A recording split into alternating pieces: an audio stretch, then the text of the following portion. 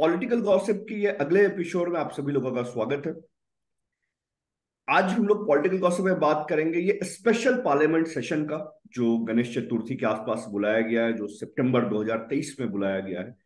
तो इस पे हम लोग चर्चा करने के लिए हैं। मैं अभिमन्यु और हमारे साथ आयुष है।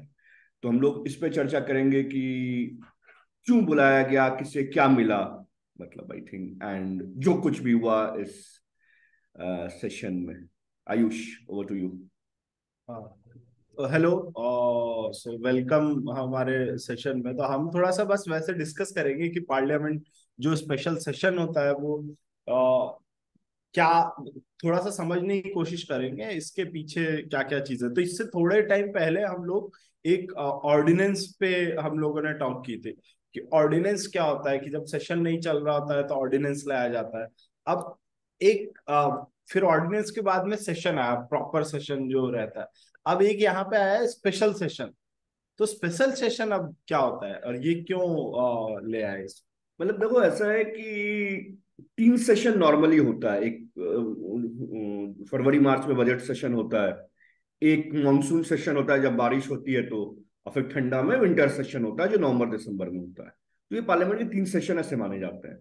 इसके बाद यदि सरकार को कोई काम होता है या फिर सरकार को मन नहीं लग रहा होता है, सोच रहे होते हैं कुछ करते हैं इनोवेटिव, तो स्पेशल सेशन आ जाता है। तो इन्हीं सेशन जो ये 3 सेशन के अलावा होता है उसे पार्लियामेंट में स्पेशल सेशन बोला जाता है। तो स्पेशल सेशन पहले हुए हैं। ये अभी जो स्पेशल सेशन हुआ ये 1 वीक का स्पेशल सेशन था।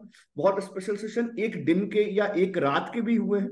जैसे जब वो 15 अगस्त 1947 को जब नेहरू ने बोला था कि एट द, क्या बोला था, stroke of midnight, midnight, at the stroke of वो मिडनाइट। मिडनाइट इंडिया अवेक, वो भी एक स्पेशल सेशन था।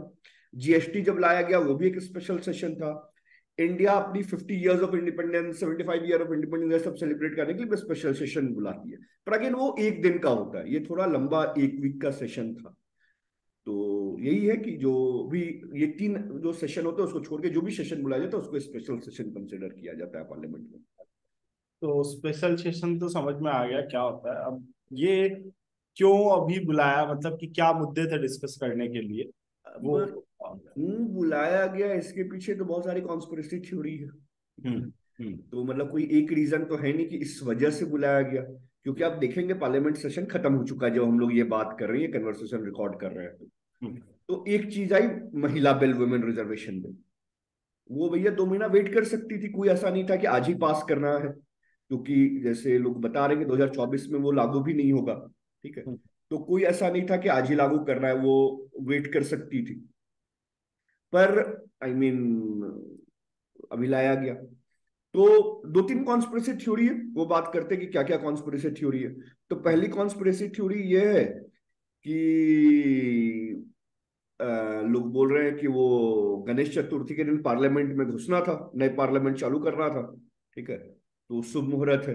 पंडित जी ने, बाबाओं ने बोला होगा कि भैया गणेश चतुर्थी बहुत ऑस्पिशियस ओकेजन होता है। तो एक चीज वो देखने को मिली कि गणेश चतुर्थी के दिन पार्लियामेंट सेशन चालू, मतलब नए पार्लियामेंट में गए, तो वो एक हो सकती है। महिला बिल मुझे नहीं लग रहा है कि बहुत मतलब बड़ी रीजन थी स्पेशल सेशन बुलाने का। एक ये हाइपोथेसिस थी कि Modi ji will go bang bang on his, क्या अभी चल रहा है, अमृत काल वाला वाले बात पे कि G20 कराए, चंद्रयान पे उतर आए, महिलाओं को रिजर्वेशन दे रहे हैं और मतलब नया भारत नई दुनिया की परिकल्पना कर रहे हैं। वो भी बहुत जोर से निकल के नहीं आया ये 5 दिनों में।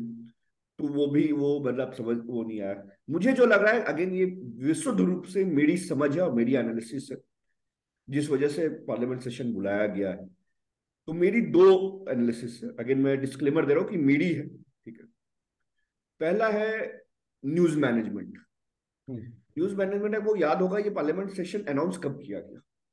हम्म। ये उस दिन अनाउंस किया गया जिस दिन इंडिया इंडिया अलायंस की बैठक हो रही थी मुंबई में, आई बिलीव। हम्म।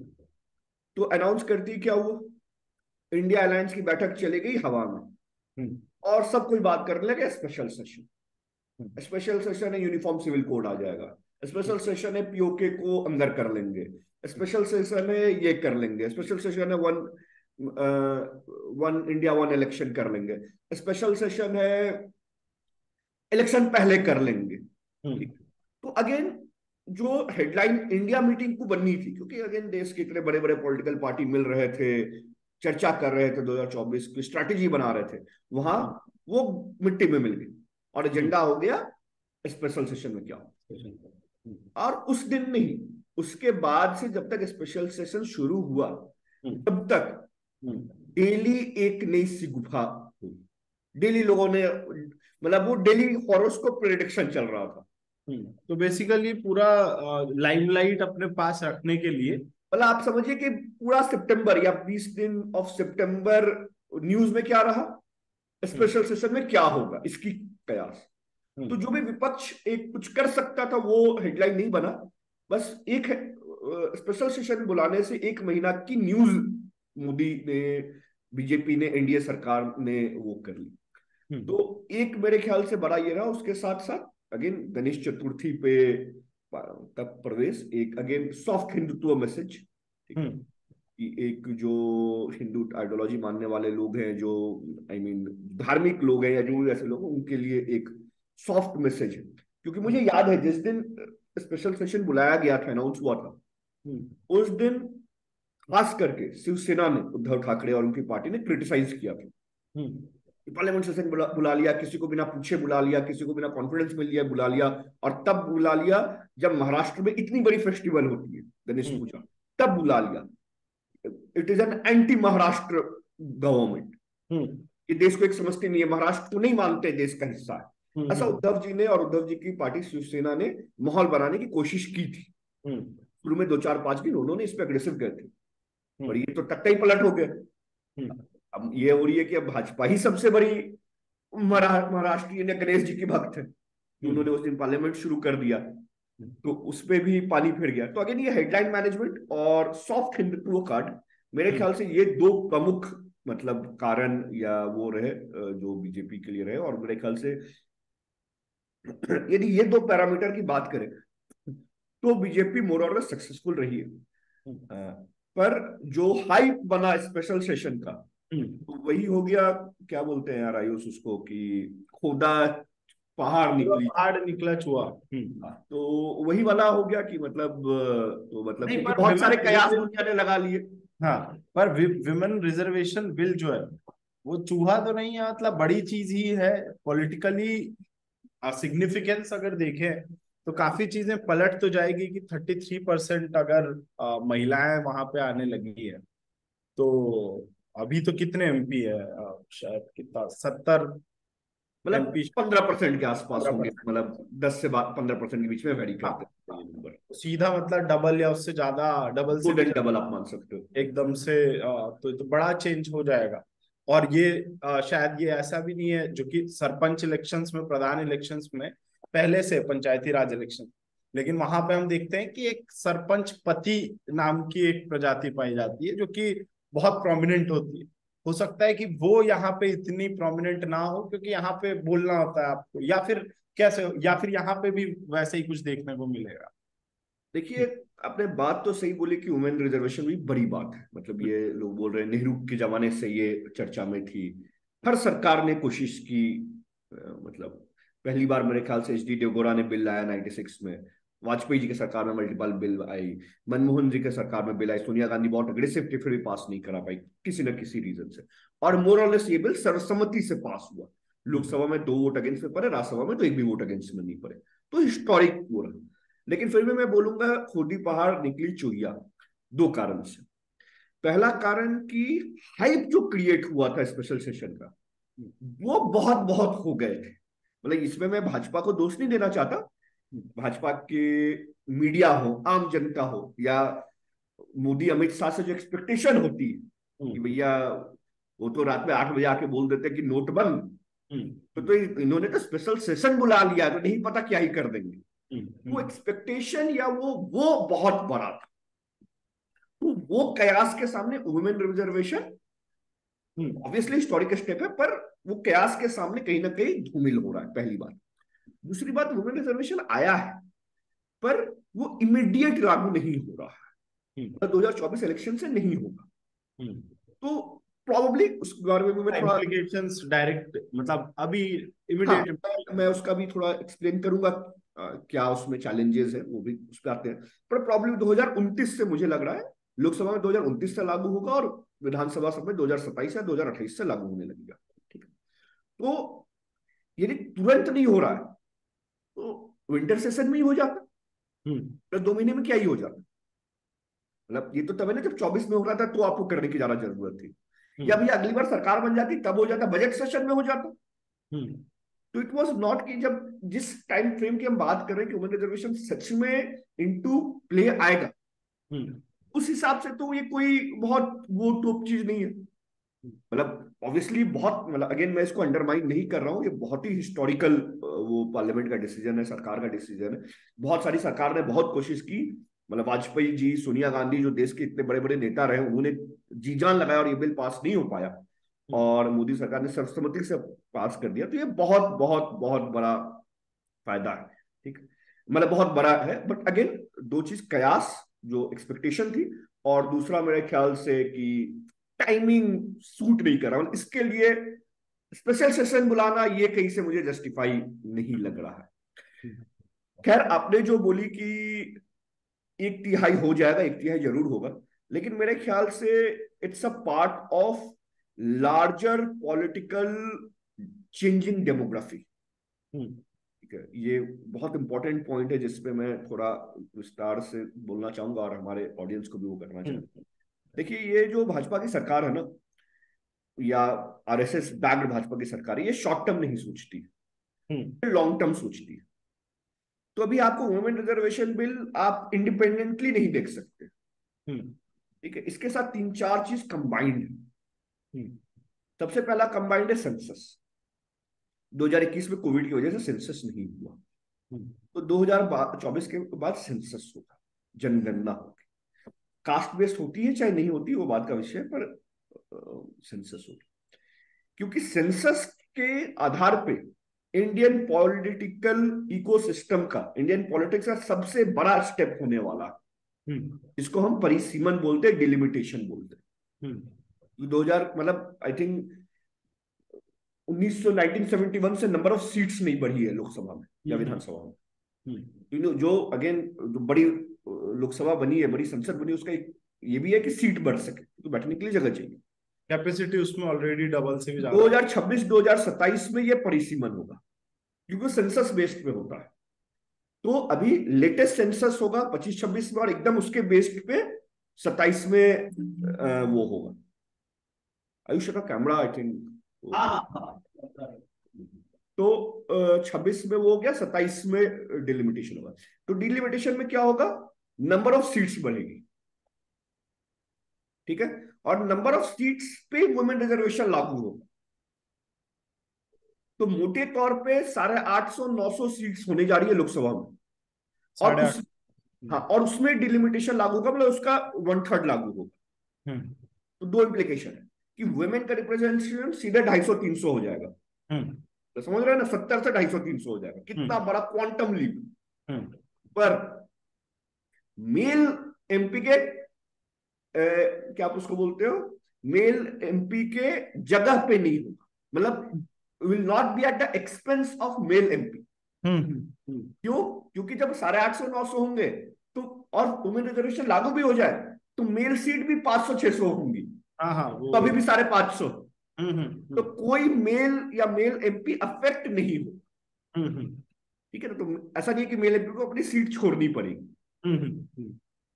तो अगेन, तो ये 3 चीज को आपको एक साथ देखने की जरूरत है, सेंसस, डिलिमिटेशन, वुमेन रिजर्वेशन, ये तीनों एक साथ आएगी, जो 2029 के लोकसभा इलेक्शन में तो इंप्लीमेंट होगी ही होगी, पर मतलब 2027-28 के विधानसभा चुनाव से आप इसका इंपैक्ट देखेंगे। अब आपने एक बहुत इंपॉर्टेंट पॉइंट पूछा कि भैया मुखिया पति हो जाता है, सरपंच पति हो जाता है, तो क्या सांसद पति भी चलेगा, विधायक पति भी चलेगा? मेरे ख्याल से बहुत ज्यादा नहीं चल पाएगा, क्योंकि 2 कारण मैं बताऊंगा। क्योंकि पहला तो आपको लोकसभा आना पड़ेगा, विधानसभा जाना पड़ेगा, और मीडिया की वहां लाइमलाइट होती है, तो वहां तो पति नहीं जा सकते। वहां तक खुद आना पड़ेगा, हाँ तो खुद सवाल खुद पूछना पड़ेगा, अटेंडेंस खुद लगाना पड़ेगा, जवाब बहस में खुद शामिल होना पड़ेगा। हम्म तो पहला तो ये कारण है। हम्म दूसरा कारण आप जो अभी देख रहे हैं कि अभी भी बहुत सारी जो महिलाएं हैं, जो एमपी विधायक है, वो किसी पॉलिटिशियन की पत्नी है, बेटी है, बहू, और वो हम्म इंडिपेंडेंट है। हम्म हम्म जैसे एक मध्य प्रदेश, सॉरी, महाराष्ट्र से आती है हिना गावित, हम्म ठीक है, वो विजय कुमार गावित की बेटी, और वो हम्म इंडिपेंडेंट एमपी। फिर महाराष्ट्र से एक और एमपी आती है रक्षा खडसे, हम्म जो बहुत कद्दावर नेता एकनाथ खडसे के बहू, पर हम्म इंडिपेंडेंट। तो हम्म। विधायकी और सांसदी में मेरे ख्याल से ये चलता नहीं है कि वहां पे क्योंकि आप पार्लियामेंट में नहीं बैठ सकते हो नहीं आप। बैठ सकते, जा नहीं सकते, मीडिया का वो ज्यादा है। तो आई थिंक वुमेन एम्पावर होंगी। नई ब्रीड ऑफ पॉलिटिशियन, मैं बोलता हूं कि अगले 5 साल में एक निकल। बड़ा चंक हम्म वुमेन ब्रीड का होगा। और मुझे, क्योंकि हम स्कूल ऑफ पॉलिटिक्स चलाते हैं, तो हम्म हमें लगता है आयुष ये एक अपॉर्चुनिटी भी है कि ये हम्म एक ऐसी पॉलिटिकल पॉलिटिकल डोमेन है जो अगले 3-5 साल में अचानक से खड़ा होना है। हम्म। अचानक से देश में probably 2000 MLA seat, 250-300 MP seat इनके लिए रिजर्व हो जाएगी। हाँ हाँ। ये नेता एग्जिस्ट करती हैं क्या? इनको बनना होगा। बनाना एक पूरा नया क्योंकि मैं सिंपल बात करूं, आज आप अपने लोकसभा में सोचिए, मैं अपने लोकसभा में सोचता हूं, आप जो व्यूअर्स हैं वो अपने लोकसभा में सोचिए, और आंख बंद करके सोचिए, क्या आपके एरिया में कोई एक कंपेटेंट फीमेल लीडर है क्या जो सांसद जीत सकती है या बनने के दम दम रखती है? तो रेयर मिलेंगी। बहुत कम जगह पे। और वहां पे तो एटलीस्ट 3 होनी चाहिए, मतलब 3 फीमेल कंटेंडर तो होगी, तब तो फाइट होगा। हाँ हाँ। तो आई थिंक ये हमारे लिए भी अपॉर्चुनिटी, स्कूल ऑफ पॉलिटिक्स के लिए अपॉर्चुनिटी की फीमेल एक्सक्लूसिव हम कुछ चलाए, कोर्स चलाए, कुछ सोशल काम करे, और ये जो एक वैक्यूम, मतलब एक जो रिजर्वेशन आने वाला है उसके लिए वुमेन्स को तैयार करें, क्योंकि आज से तैयार करना पड़ेगा। अब ठीक है, एक चीज और इस पे टच करते हैं, फिर विमेन रिजर्वेशन से हटा के दूसरी चीजों पे बात करेंगे कि अभी जैसे आपने कहा कि इसमें 2 वोट सिर्फ अगेंस्ट में मिला, सब इसके साथ में आ गए।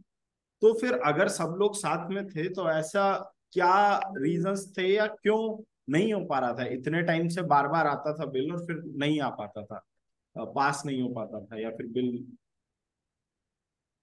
देखिए, 2-3 चीज है। पहली बात है, मेरे ख्याल से ओवर द टाइम मेंटालिटी भी चेंज हुई है। ठीक है, ठीक बहुत है। सारी पार्टी जो रीजनल पार्टीज हैं, हम्म उसमें महिलाओं की जिनकी महिला नेता कम ही है, हम्म ये सब समाजवादी पार्टी मान ले, राष्ट्रीय जनता दल मान ले, ऐसे बहुत सारी पार्टी है जो जिसमें women representation in terms of MLA MP कम है, हम्म उनके पास नेता थोड़ा कम है, तो वो थोड़ी हिचकिचाते थे। ठीक हम्म है। और दूसरी बात, उनको ये लगता था कि अगेन अभी जो मैं बताया आपको कि अभी क्या है कि मेल काउंटर पार्ट के एक्सपेंस पे वुमेन नहीं बढ़ रहा है, हम्म जैसे मैंने समझा के बताया। तो उनको लगता था भैया यदि बिहार यूपी की 1/3 सीट चली जाएगी तो बहुत लोगों की राजनीति खत्म हो जाएगी, हम्म बहुत सारे लीडर की राजनीति खत्म हो जाएगी। हम्म वो एक रिस्क मेरे ख्याल से था, पहली चीज। दूसरी चीज, एक जो डिमांड रही है इनकी, वो रही है कोटा विद इन कोटा की। हम्म इनका कहना है कि जो वुमेन रिजर्वेशन आप 33% ला रहे हैं, हम्म तो उसमें सिर्फ जो सफल महिलाएं मतलब जो जो स्वर्ण महिलाएं हैं, जो फॉरवर्ड कास्ट से आते हैं या फॉरवर्ड क्लास से आते हैं, अमीर महिलाएं हैं, सिर्फ वो उसका उठा लेगी फायदा। और एक जो बहुजन महिलाएं हैं, जो आज गांव में देहात में है, हम्म जो लोकल लीडरशिप में है, जो लोअर कास्ट से आती है, उनका रिप्रेजेंटेशन नहीं हो पाएगा। हम्म। ठीक है, तो उनका था क्या, कोटा विद इन कोटा करें, हाँ, आप किसी से ओबीसी तक। को हाँ ओबीसी को रिजर्वेशन दे। देखिए, SC ST को तो रिजर्वेशन है, इस बिल हाँ। में भी है, क्योंकि अगेन पार्लियामेंट का वो पार्ट है। ठीक है, हम्म तो वो तो उनका जो भी रिजर्वेशन है, 5%, 15% और 7.5%, वो इसमें इंक्लूडेड। ठीक है, हम्म महिलाएं ST SC सीट पे होनी, पर उनका था ओबीसी को शामिल किया जाए। और ये मैक्सिमम पार्टी जो ओबीसी की पॉलिटिक्स करती है, उनका ये मानना हम्म था। आज भी उन्होंने विरोध जताया है, हम्म सोनिया गांधी ने भी विरोध जताया, राहुल गांधी ने भी जताया है, और सारे ऑपोजिशन ने विरोध जताया है कि मतलब ओबीसी कोटा होना चाहिए, नहीं हम्म तो एक बड़ी चंक ऑफ महिलाएं वंचित रह जाएंगी इससे। और हाँ। फिर वो फॉरवर्ड कास्ट और फॉरवर्ड क्लास की महिला ही आपको पार्लियामेंट में दिखेगी, will not be the real representative of India. पर मेरे ख्याल से ये विरोध जताने के बाद भी लोगों ने समर्थन किया है। कारण यह है कि कोई भी आज के दिन में एंटी वुमेन नहीं दिखना चाहता, एंटी महिला नहीं दिखना चाहता है, क्योंकि उन्हें लगता है यदि वो एंटी महिला एंटी वुमेन दिख रहा है तो उन्हें इलेक्टोरली भी काफी लॉस हो सकता है। क्योंकि पहले ये भी कॉन्सेप्ट है कि महिलाएं का इंडिपेंडेंट वोट नहीं होता है, वो परिवार मतलब तो मर्द होते हैं वो डिसाइड करते हैं और डिसाइड करते हैं। तो मेरे ख्याल से इंडिपेंडेंट वॉइस है, इंडिपेंडेंट वोट ऑफ वुमेन भी पिछले सालों में वो हुआ है, और no one want to lose it. Even कुछ पार्टियां हैं जो उनको बैंक बना के चुनाव जीत रही है। भाजपा ने उनको बैंक बनाया, बिहार में जनता दल यूनाइटेड उनको एक बैंक बना के उसको ट्रीट करके चुनाव जीतती है। तो एक सेपरेट वोट बैंक की तरफ है और कोई भी उसको नाराज नहीं करना चाहता है। तो आई थिंक ये मेजर कारण है क्यों ये पहले नहीं हो पाया था और अभी हुआ। मेरे ख्याल से ये मुख्य तौर पे मेजर कारण है। ठीक है, तो आई थिंक इसकी हम लोगों ने बात करी। और बिल्स, क्या इंपॉर्टेंट बिल्स पास हुए? मेरे ख्याल से बिल तो और कोई पास इंपॉर्टेंट बिल तो पास हुआ नहीं। एक बिल आना था जिसमें थोड़ी कंट्रोवर्सी थी, वो था इलेक्शन कमीशन अपॉइंटमेंट बिल, जिसमें था कि इलेक्शन कमीशन को अपॉइंटमेंट कैसे किया जाए। क्योंकि एक प्रथा चली आ रही थी जिसमें सरकार अपॉइंट करती थी। उस बीच में सुप्रीम कोर्ट ने इंटरवीन किया था इस साल और बोला, मतलब अगेन कोई केसेस थे और उसमें उन्होंने बोला था कि कोई कॉन्स्टिट्यूशनल मेथड नहीं है तो पार्लियामेंट लॉ बनाए, और पार्लियामेंट जब तक लॉ नहीं बनाती है तब तक एक इंटरिम व्यवस्था उन्होंने की थी जिसमें सुप्रीम कोर्ट के जस्टिस थे, प्राइम मिनिस्टर था, लीडर ऑपोजिशन था, कि ये तीन मिलके इलेक्ट करेंगे इलेक्शन कमीशन को। पर उसको रिपील करने का था, ये जजमेंट को ओवर करने का था, ताकि और जो पुराना जो सिस्टम था कि सरकार मतलब जो कैबिनेट है, जो पीएम लेड जो गवर्नमेंट, वही डिसाइड करेगी इलेक्शन कमीशन पे। तो ये एक प्रपोज्ड बिल था, पर इस पे बहुत हाईतौबा मची। विपक्ष के लोग ने एक नैरेटिव बनाने में सफल रहे। उन्होंने ये नैरेटिव बनाया कि ये लोग free and fair election commission नहीं चाह रहे हैं, ये बायस्ड इलेक्शन कमीशन चाह रही है, इलेक्शन कमीशन को भी कैप्चर करना चाह रहे हैं, ये 2024 के इलेक्शन को मैनिपुलेट करना चाह रहे हैं। क्योंकि बिल में कुछ वैसा था नहीं। जो पुरानी व्यवस्था थी जिससे आज तक देश की सभी चुनाव हुआ है, उससे फिर से स्थापित करने का, रीइंस्टेट करने की बात थी। बट आई थिंक अपोजिशन ने ऐसा प्रोपोगंडा बनाया और आई थिंक बीजेपी उस प्रोपोगंडा को वो करने में असफल रही। और क्योंकि ये प्रोपेगेंडा बना, ये माहौल बना देश में, जिस वजह से आई थिंक बीजेपी को लिस्टेड था कि वो बिल आएगा, बट वो बिल पास नहीं हुआ। आई थिंक ये एक इंपॉर्टेंट चीज है, क्योंकि मोदी और अमित शाह इसके लिए जाने नहीं जानते। होता है ना, सलमान खान वाले लोग हैं कि एक बार कह दिया तो मैं खुद की भी नहीं सुनता। तो पर यहाँ पे उन्होंने मतलब उनको करना पड़ा, क्योंकि आई थिंक 2024 का चुनाव और वो गलत सेंटिमेंट बन जाता कि इलेक्शन कमीशन कैप्चर करना चाह रहे हैं, पर ऐसा कुछ था नहीं। पर आई थिंक पब्लिक नैरेटिव ऐसा बन जाता और अपोजिशन बनने में सफल रही। तो आई थिंक एक वो था बिल, इंपॉर्टेंट बिल जो नहीं आया। बाकी तो कोई बहुत इंपॉर्टेंट बिल तो ऐसा मुझे नहीं वो दिख रहा है। ठीक है, ठीक है। फिर इसमें तो आई थिंक हमें ये तो वही गया कि क्यों बुलाया गया, क्या हुआ, उसमें क्या इम्प्लीकेशंस हैं इसके। पर एक बहुत इंपॉर्टेंट है कि जब पार्लियामेंट होता क्या है कि क्रिकेट का 2011 का वर्ल्ड कप हुआ, तो वर्ल्ड कप क्या हुआ, कैसे हुआ, कौन अच्छा खेला, वो सब ठीक है। आज भी लोग याद करते हैं ना धोनी का छक्का और धोनी ने जो बैट घुमाया उसके लिए याद करते हैं। That is how you remember world cup. तो एक बहुत इंपॉर्टेंट है कि ये सेशन किस चीज के लिए याद रखी जाएगी। ये इसलिए इंपॉर्टेंट है क्योंकि अभी तुरंत असेंबली का इलेक्शन 3 स्टेट में, मतलब 4-5 स्टेट, और फिर लोकसभा का चुनाव भी बहुत नजदीक। तो आपने क्यों बुलाया था, क्या पाया, क्या बिल हुआ, तो एक चीज है, बट लोग के जहन में क्या रहेगा इस सेशन से, वो इंपॉर्टेंट। तो मेरे ख्याल से वहां पे बीजेपी हार गई। आपने यदि देखा होगा, सुना होगा, तो कल एक बहुत शर्मनाक इंसिडेंट हुआ पार्लियामेंट में। हाँ हाँ।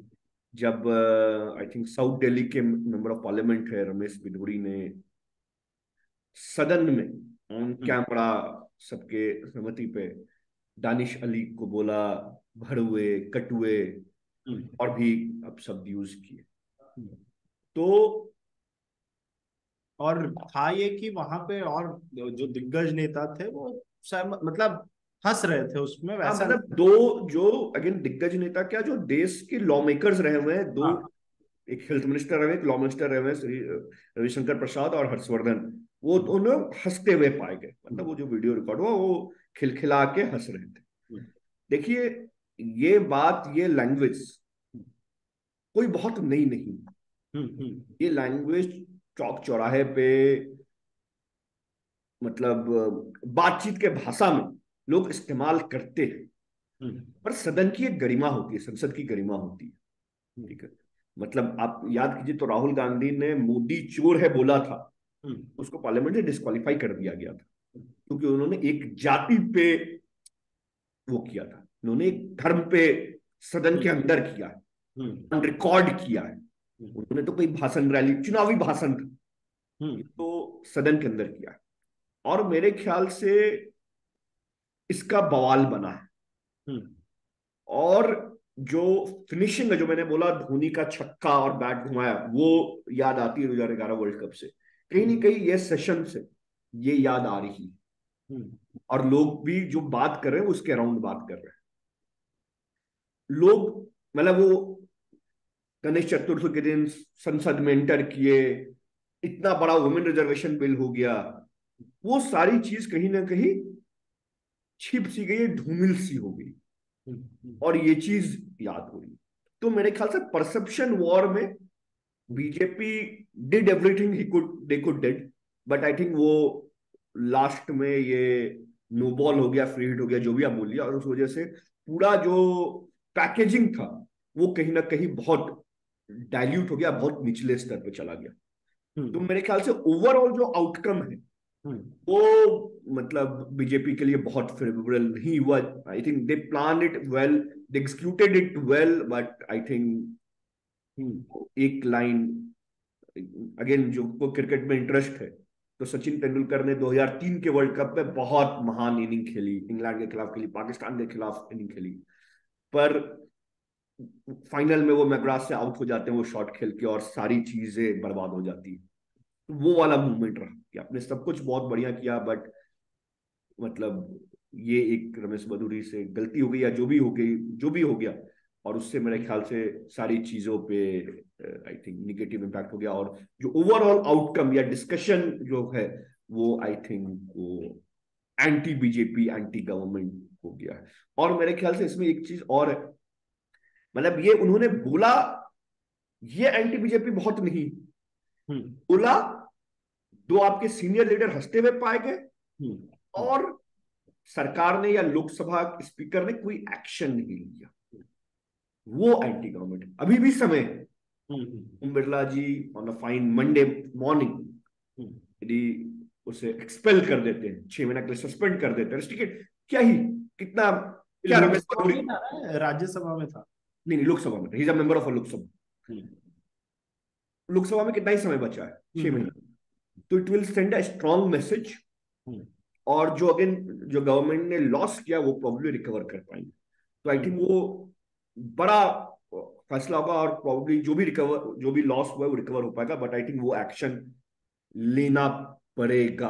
I mean I think BJP के थिंक टैंक इसको एनालाइज कर रही होगी कि इस भाषण से क्या फायदा हुआ, क्या नुकसान हुआ, क्योंकि हो सकता है बीजेपी वाले फायदे भी देख रहे होंगे कि हिंदू हाँ पोलराइजेशन में भी मदद होगा। हाँ, पोलराइजेशन भी। हमने जैसा बोला, गली मोहल्ले में ये बात बोली जाती है, तो हो सकता है कि आम आदमी की बात रिप्रेजेंट की गई है, फायदा होगा, तो हो पर वो सकता गाली के माध्यम से की गई, इसलिए शायद है वो। सदन में की गई है, मतलब वो प्राइवेट मीटिंग में बोलते तो आई थिंक है टॉबा नहीं बचता।